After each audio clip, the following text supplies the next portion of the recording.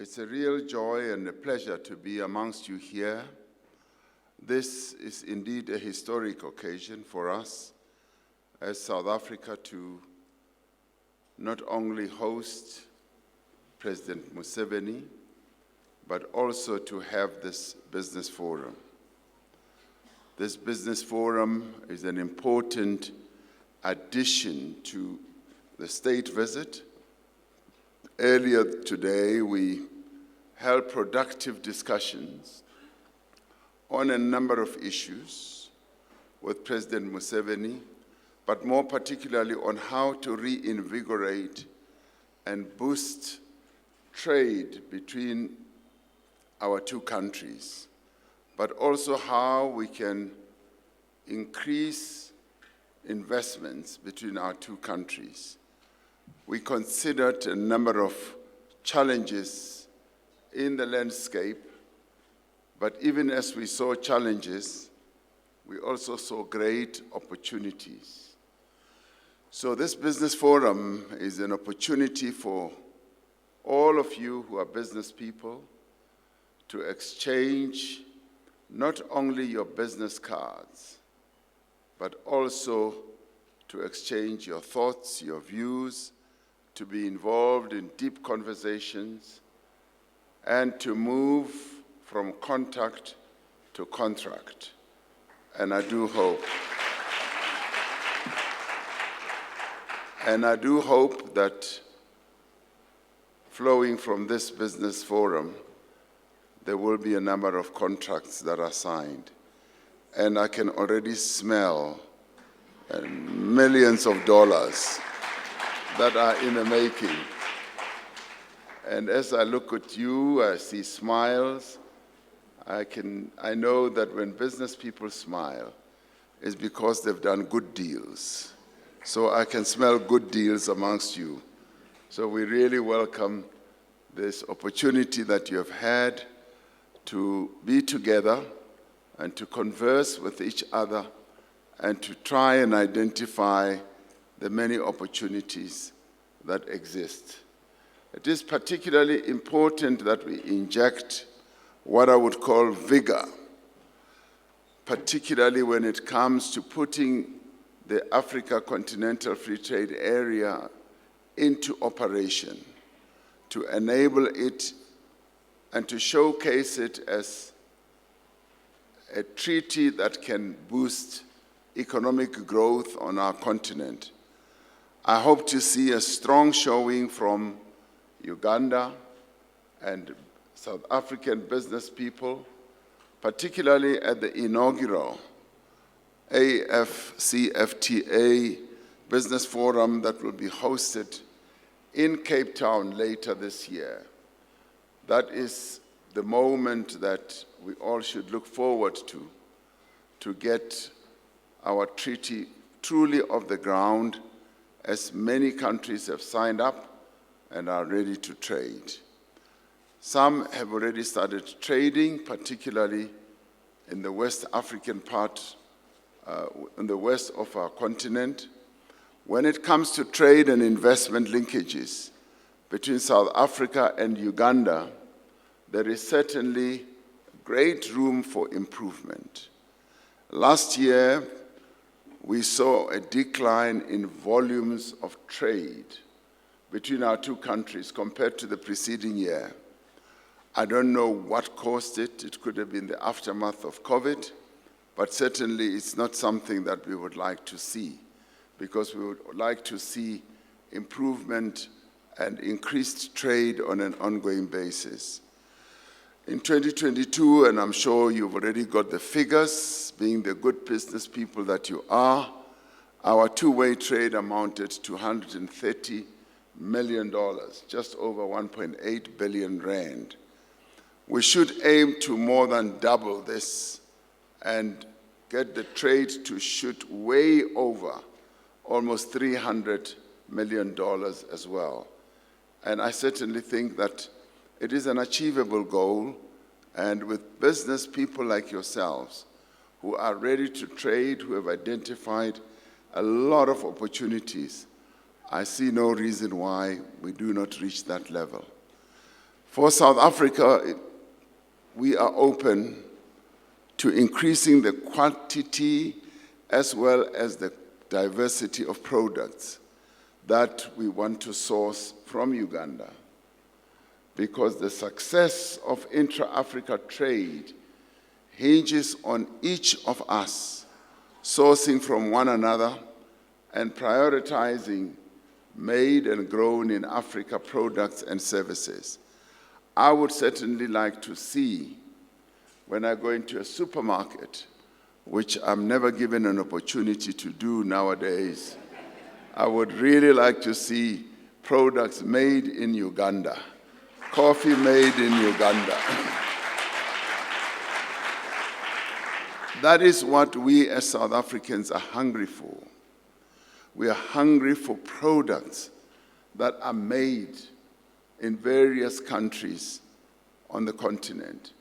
And certainly a product that's made in the pearl of Africa. Wow, what more do you want? That is exactly what people would want, because Uganda remains mystic. It remains a wonderful part of the continent, right at the center of our continent. Who wouldn't want a product that comes from there? All of us would. So to do so, we need to focus on a number of aspects, and two of those would be increasing the level of reciprocal investment and increasing the levels of trade. Now, quite often we find that investment is one way, and I'd like to see many more Ugandan companies investing here in South Africa. We already have a number of South African companies, and I'll talk about that in a little while, invested in Uganda. But we want to see more South African companies investing, Ugandan companies investing here. And there are a number of sectors, there are a number of industries where we can all play. We can choose whichever one we want. The confectionery industry is one example of opportunities for the creation of new value chains, building relationships between major South African food producers and Ugandan suppliers of inputs such as vanilla, coffee, and cocoa would provide a route to expanding into the broader customer goods market. Global food supply disruptions and changing climatic conditions have underscored the need for improved irrigation in farming. South African irrigation equipment producers, and we have a number of them, and services providers can assist to enable a more resilient Ugandan agricultural industry. Uganda's infrastructure build program offers opportunities for partnership, drawing on the expertise of South African firms to help achieve Uganda's national objectives. Uganda's construction drive and increasing urbanization offers substantial opportunities in the supply of electrotechnical equipment by South African manufacturers. I am hopeful, Mr. President, that we will see an improvement in two-way sourcing of goods as well as services between our two countries. Earlier, you were talking at the press conference that we had about what Pan-Africanism is about, and you hinged it on the ability to produce goods and services and to trade with one another as Africans in our own continent. And if we have to go beyond, we should be selling good quality products outside of our continent as well, so that the international community can be attracted to the goods and services that we provide. Challenges at ports and the regulatory red tape that delays logistics and supply chains will also have to be addressed. When it comes to investment, we share a common aspiration to see more South African companies in Uganda and more Ugandan companies in South Africa.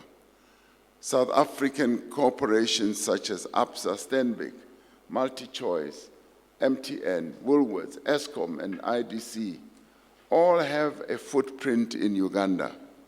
We are proud that they add tremendous value to the national economy, but more importantly also to the tax base of Uganda. It is a concern, however, that, as I said, South Africa's companies investments in Uganda have been declining from 70 firms before COVID-19 to about 36 at present. That is a matter that concerns us, but should also concern you as Ugandans. At the same time, the appetite of South African firms to expand into East Africa is quite considerable. To unlock the potential and ensure that Uganda benefits from the outward investment drive, we will need to deepen our collaboration to address the challenges and concerns that face investors. Because let's face it, investors do face concerns and challenges, be it here in South Africa, be it anywhere else in the world. And our task should be to see how best we address those concerns. Like Uganda, South Africa has identified agriculture, infrastructure, mining, energy, transport, logistics, and manufacturing as some of the key growth areas that will aid and abet economic reconstruction and recovery. We are, as a result of all these ambitions we have, we are implementing structural reforms that are aimed at making it easier for investors to come and invest here. Reforms that are meant to attract investors to come to our market.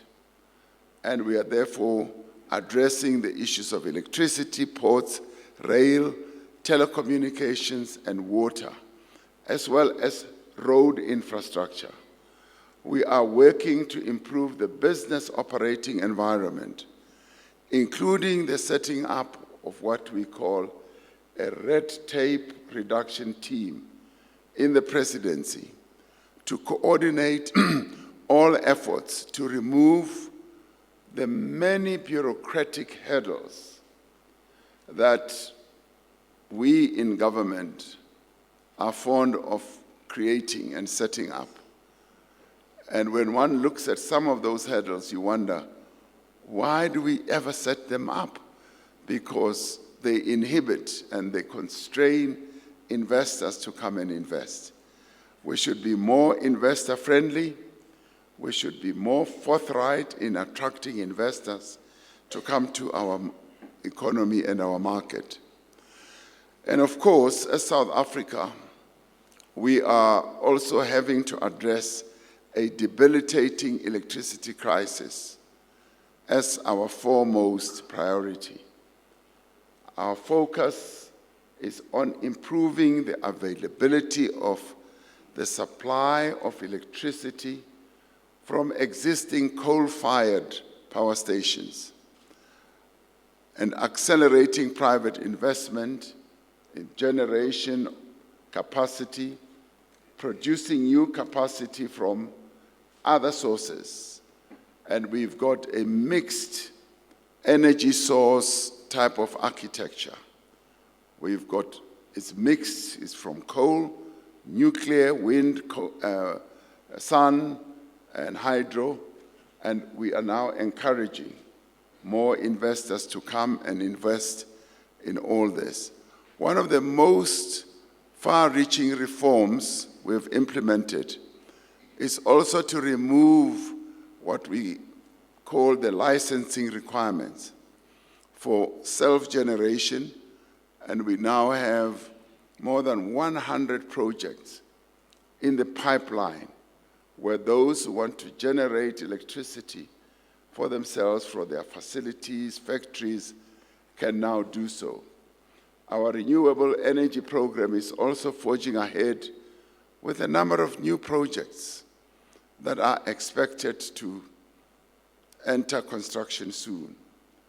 So the increasing efforts, or rather effects, of climate change on our countries, and many countries on our continent are directly affected by climate change, make the decarbonization of our respective economies all more important. Last year, we entered into what we call a just energy transition agreement, which led to an investment plan. Low carbon, climate change resilient and sustainable development isn't just about people and the planet. It is also what should make business sense.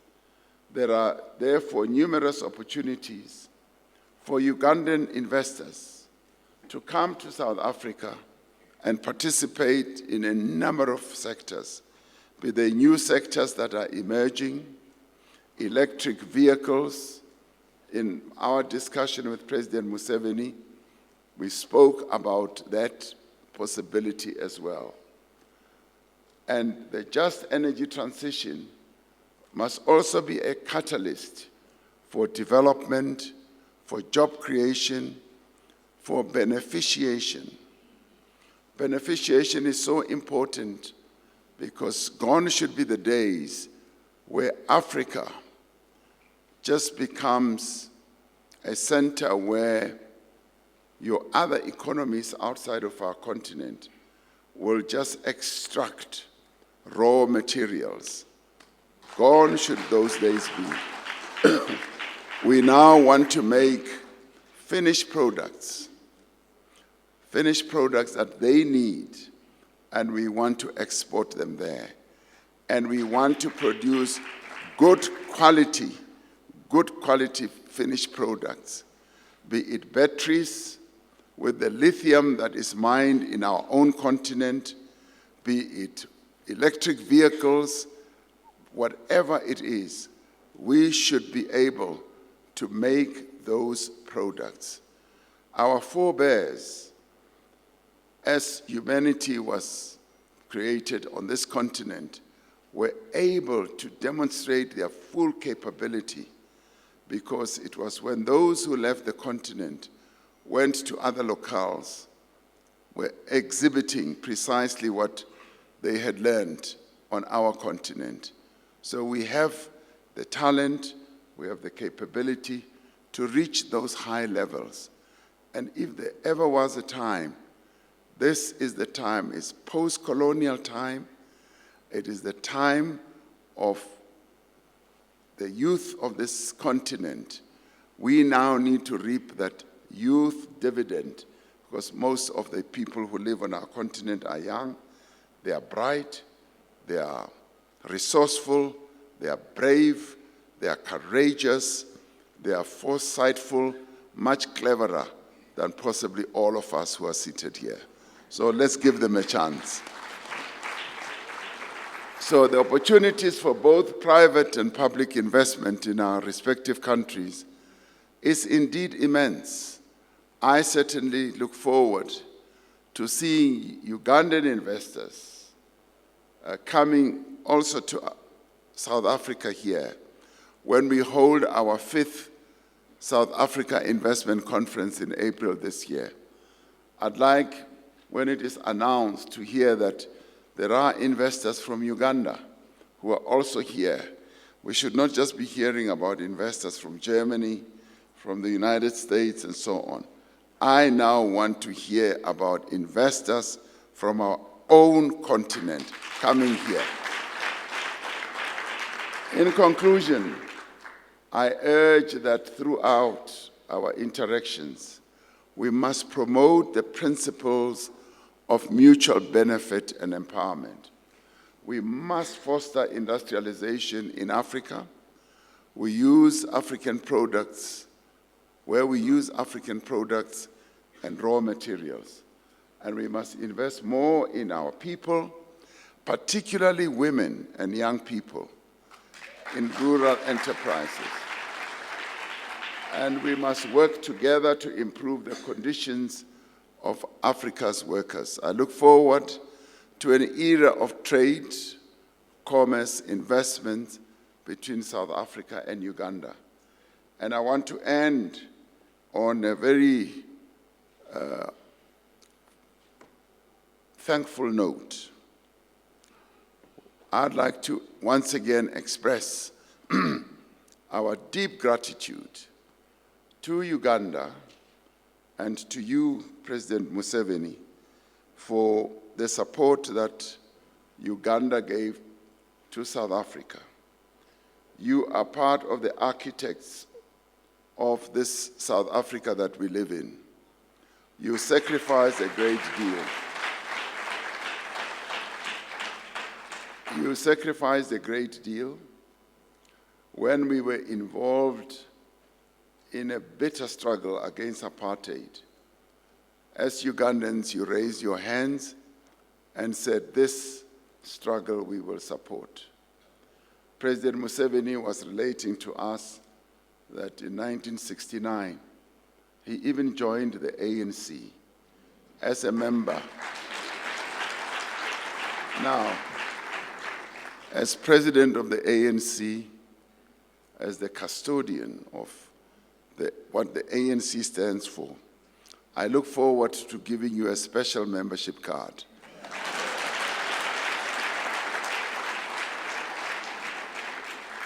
So that you and I can stand side by side and say, yes, we are members of the ANC. Thank you very much.